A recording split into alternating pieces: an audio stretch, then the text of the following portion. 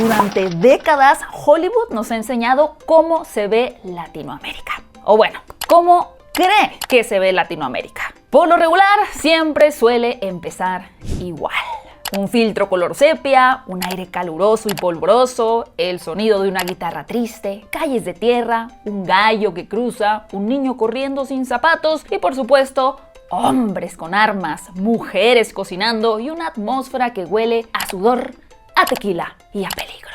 Si tú, al igual que muchos de nosotros, creciste viendo cine estadounidense, pues seguramente tienes una imagen de Latinoamérica bastante grabada en tu cabeza. Incluso si nunca has estado en Latinoamérica o algunos de los diferentes países. Y acá lo curioso es que esa imagen que la mayoría del mundo reconoce no fue inventada por las personas que viven ahí, sino por una industria que los mira desde lejos. Y la pregunta a estas alturas ya de verdad es inevitable. ¿De verdad somos eso? ¿Hay algo de representación genuina en ese imaginario? ¿O ese cine y esa visión nos deformó en el proceso de intentar entendernos? Y es que la industria de Hollywood ha construido su versión del sur como si fuera, pues más bien un decorado, una escenografía perpetua, una especie de universo alterno donde todo ocurre bajo la misma luz amarillenta sepia. No importa si la historia se está desarrollando en México, en Colombia, en Perú o en Brasil. La textura visual suele ser casi idéntica. El mismo polvo, las mismas calles, la misma música de fondo, como si todo el continente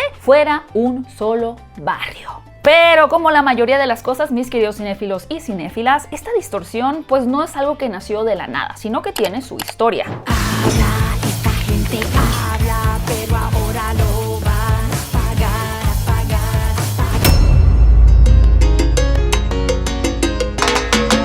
Resulta que desde los años 30, cuando el gobierno estadounidense impulsó la llamada política del buen vecino, es cuando Hollywood empieza a mirar a Latinoamérica con una mezcla de fascinación y condescendencia. Y bueno, para darles un poquito más de contexto, ¿qué era esta cosa del buen vecino? Básicamente se trató de una estrategia de Franklin D. Roosevelt para limpiar la mala fama de Estados Unidos en la región. Esto después de años de invasiones, golpes y ocupaciones. El plan con esta cosa del buen vecino era bastante simple: dejar de mandar Marines y empezar a mandar películas. Estados Unidos necesitaba aliados rumbo a la Segunda Guerra Mundial y de paso también asegurarse de que el continente siguiera girando a su favor. Así que en este caso el cine se volvió su herramienta diplomática. La pantalla grande ahora mostraba a Latinoamérica como un paraíso de sonrisas, palmeras y ritmos tropicales. Disney, por ejemplo, lanzó Saludos Amigos y Los Tres Caballeros, donde el Pato Donald viajaba por Brasil y México repartiendo abrazos y bailando samba. Acá toda la cosa era colorida, exótica y amistosa. Pero por supuesto que detrás de eso estaba el mensaje de mira qué bien nos llevamos con nuestros amigos los del sur. El problema es que esa versión alegre de nuestro querido Pato Donald y pintoresca se volvió la base de cómo Hollywood empezó a imaginarnos desde entonces. Y es que en ese entonces el cine servía para reforzar la idea de que el continente era exótico, cálido y rentable. Los musicales solían mostrar a las mujeres con vestidos coloridos, bailando entre palmeras. Las películas de aventura presentaban selvas indomables donde el héroe norteamericano demostraba su valentía. Y las comedias románticas pintaban a los latinoamericanos como figuras encantadoras, pero siempre secundarias. Y miren, la verdad es que eso suena bastante lindo, bastante optimista y colorido de ver, pero acá el problema fue que esas representaciones nunca evolucionaron del todo. Con los años, la comedia se volvió drama, el color se volvió polvo y el exotismo se transformó en peligro. Ahora, el héroe ya no estaba viajando para conquistar la selva, sino a rescatar a alguien secuestrado por un cártel. El personaje latino dejó de bailar para empezar a disparar. Y así fue como comenzaron a nacer otros estereotipos que al día de hoy dominan bastante la pantalla. El narco con su mansión y su crucifijo de oro, la mujer hipersexualizada convertida en sinónimo de pasión salvaje, el campesino pobre que representa atraso, el político corrupto que hace tratos en la sombra. Todos estos son, por supuesto, clichés reciclados, personajes escritos desde la distancia, creados no para entender una cultura, sino simplemente para servir una trama. Hollywood en este contexto suele utilizar el color para marcar la otredad. Estados Unidos es azul o gris, Europa es fría y elegante y Latinoamérica en cambio es naranja sucia, ardiente y caótica. Y sí, obviamente todo esto puede sonar exagerado, pero basta con hacer memoria. Por ejemplo, en Hombre en Llamas, Denzel Washington persigue criminales entre casas derruidas y con polvo por todos lados. En Narcos, Colombia se ve como un verdadero campo de guerra en donde todas las personas poseen un arma. En Quantum of Solace, Bolivia parece un desierto perpetuo lleno de hoteles de mala muerte. Y en nuestra queridísima y hermosa y fabulosísima serie de Breaking Bad, México es amarillo incluso cuando es de noche. Y bueno, en otras franquicias como Rápidos y Furiosos, Latinoamérica entera es un fondo borroso con carros y disparos. Y lo curioso es que estas representaciones empiezan a ser tan repetidas que muchos comienzan a tomarla como una verdad. Y este es el terreno que puede llegar a ser bastante peligroso, porque lo que empieza como una decisión estética acaba siendo una declaración ideológica. Ahora, la industria suele crear a estos mundos porque son fáciles de entender para un público que no quiere pensar o profundizar demasiado. Acá no hay que investigar ni matizar. Basta con usar los mismos elementos visuales, lugares comunes o cliché. Digamos que es el equivalente narrativo a ponerle salsa picante a cualquier comida y por ende decir que es comida mexicana, porque si pica, entonces tiene que ser mexicana. Y por supuesto que Hollywood no es el único que lo hace, nosotros también lo hacemos cuando vemos o pensamos en otros lugares. Por ejemplo, Asia, nos imaginamos templos, anime y tecnología, Rusia como que nos suena nieve, vodka y villanos con acentos, y países como Uzbekistán o Mongolia, creo que no tenemos una imagen tan clara en nuestro imaginario porque no nos la han mostrado tanto. De pronto es como si no se filmara o si no tuviera visibilidad en nuestro entretenimiento, no existiera. Y a ver, ojo, seguramente ya lo pensaron, no todas estas representaciones son mentiras. Los rusos sí toman vodka, los franceses sí comen baguette y sí, en Latinoamérica también hay lugares donde hay mucha violencia, desierto, pobreza o caos. El problema es cuando ese se vuelve el único escenario, historia o elementos a explorar. Como si una región completa solo pudiera ser una caricatura. Y la realidad es que Latinoamérica es otra cosa. Acá obviamente no tenemos un escenario homogéneo, sino más bien una especie de caleidoscopio. Y es que, por ejemplo, el ser conscientes y admirar los valles secos de Atacama y las montañas nevadas que cruzan Argentina, Bolivia y Perú. Tenemos las playas del Caribe, las selvas que cubren Centroamérica y ese frío tremendo que seguramente se vive en la Patagonia. Acá en México tenemos las calles empedradas de Oaxaca, los tejados de Valparaíso llenos de color, los mercados de La Paz, los grafitis de Medellín y los cafés de Buenos Aires. Latinoamérica verdaderamente es una región que cambia completamente de color a cada kilómetro. Pasa del desierto al mar, de lo rural a lo urbano, del caos a la calma. Sin embargo, cuando Hollywood intenta como que asumir o retratar esa diversidad, casi siempre se tropieza. ¿Por qué? Pues porque la mayoría de las veces no está mostrando, simplemente está traduciendo o reinterpretando. Y en esa traducción es cuando algo se pierde. Cuando alguien escribe sobre un país que apenas conoce, lo que aparece en pantalla no es un reflejo, sino una versión imaginada.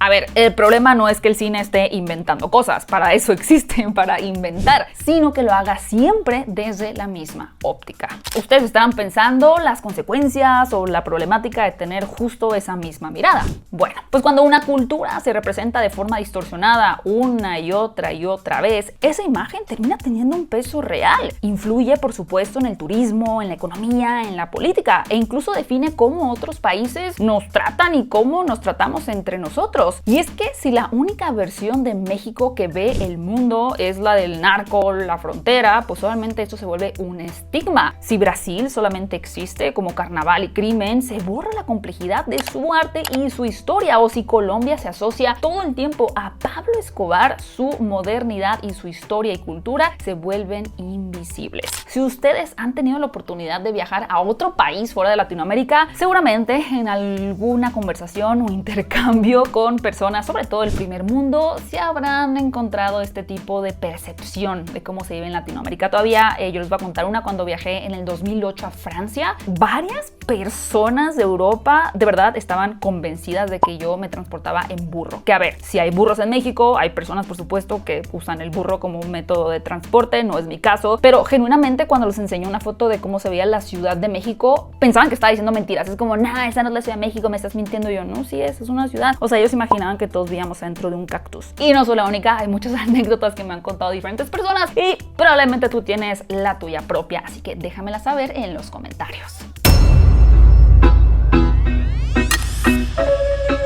Y por supuesto que esto no solo influye cómo nos ven de fuera, sino también cómo nos vemos nosotros desde dentro. Y es que cuando crecemos o estamos expuestos a estas películas donde tu país solo aparece como un problema, pues terminas interiorizando la idea de que probablemente lo es. Te acostumbras a que la belleza se cuente con acento extranjero y que tus historias solo sean válidas cuando están siendo filmadas por alguien más. Y es que recordemos que el cine es un arte que no solamente nos está mostrando, sino que nos recuerda quiénes creemos ser. Por eso es que muchos podemos sentirnos bastante decepcionados cuando la pantalla nos borra o nos distorsiona por completo, porque si pensamos en el cine como una forma de memoria, pues Latinoamérica lleva décadas reconociéndose o recordándose a través de un espejo ajeno. Por eso es que es tan importante hablar de la representación, no como una exigencia de corrección política, sino como una cuestión de justicia cultural, porque las historias que se cuentan sobre nosotros acaban moldeando la forma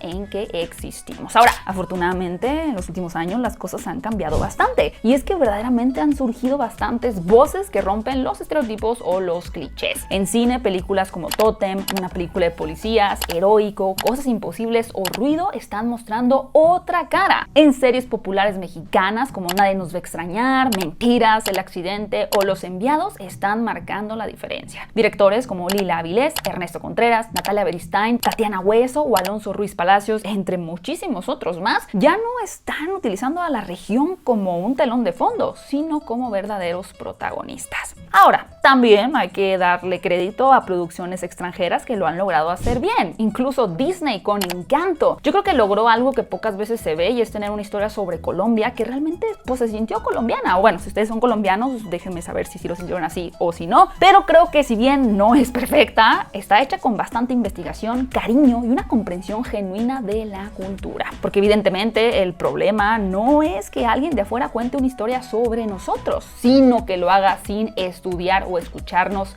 primero. Ahora, este cambio no depende solamente de Hollywood. También depende de nosotros, de dejar de exaltar aquello que nos caricaturiza y empezar a apoyar lo que nos representa. También de reconocer que no necesitamos que alguien más traduzca nuestra cultura por nosotros. Emilia Pérez.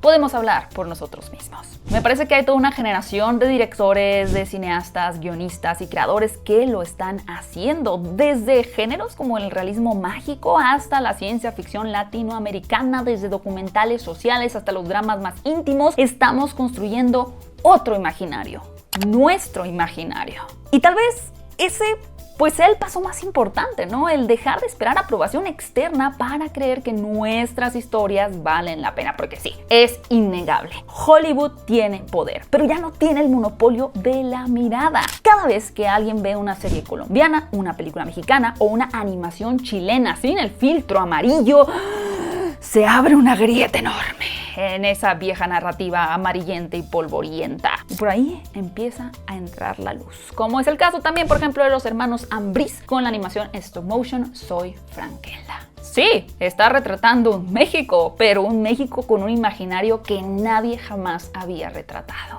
Y es que, cinéfilos, el cine pues sí es entretenimiento y es para desconectarnos un rato, pero también al ser un arte tiene una responsabilidad enorme, la de formar imaginarios. Y cuando una imagen o una idea comienza a repetirse lo suficiente, deja de ser ficción para volverse realidad. Por eso siempre es necesario cuestionar lo que vemos, preguntar quién lo filmó y desde dónde, porque la visión también es una forma de poder. Hollywood nos ha mostrado por décadas una Latinoamérica que huele a peligro, a tequila y a sudor, pero esa versión, si bien encaja en algunas situaciones o desde ciertas perspectivas, pues definitivamente no es algo que nos esté representando del todo. La verdadera Latinoamérica está comenzando cada vez con más fuerza a filmar su propia versión. Una versión compleja, moderna, con mucha historia, cultura, arte, contradictoria y muy humana. Entonces, si el cine tiene la capacidad de distorsionar, también tiene la capacidad de corregir. Depende, por supuesto, de nosotros cuáles son las historias que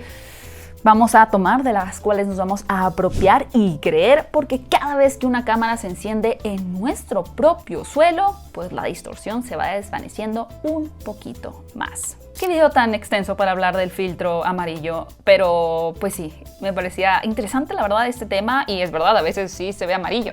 Ahorita no, ahorita se ve azul. Pero pues creo que ya me tomé mis buenos minutos para explicar lo que quería decir. Y ¿saben qué? Me encantaría que me dejaran en los comentarios algunas de sus películas latinoamericanas favoritas. De verdad, joyas y recomendaciones o simplemente series o películas que podamos encontrar que tengan narrativas interesantes y que sobre todo ustedes sientan que verdaderamente representan a su país, ya sea por la historia, por la cultura, por los escenarios que están utilizando, porque se siente como muy viva la ciudad o la parte rural en esas películas o en esas historias. Por favor, déjenosla saber, por favor, a todos los cinéfilos en los comentarios. Y bueno, muchas gracias por haberme acompañado en un video de análisis más. Recuerden que el del mes pasado fue el de por qué el terror está rockeando tanto la taquilla y por qué siempre ha sido un género que no suele ser comprendido del todo a pesar de su intensa complejidad. Les recomiendo muchísimo este video, quedó súper bien, y también el anterior de la publicidad en las plataformas de streaming, que no se va a ir a ningún lado y por qué. El próximo mes, ¿de qué tratará el tema? Pues les tengo una sorpresa, pero igual si tienen recomendaciones de temas, déjenmelo saber en los comentarios. No olviden suscribirse para formar parte de la comunidad cinéfila latinoamericana más cool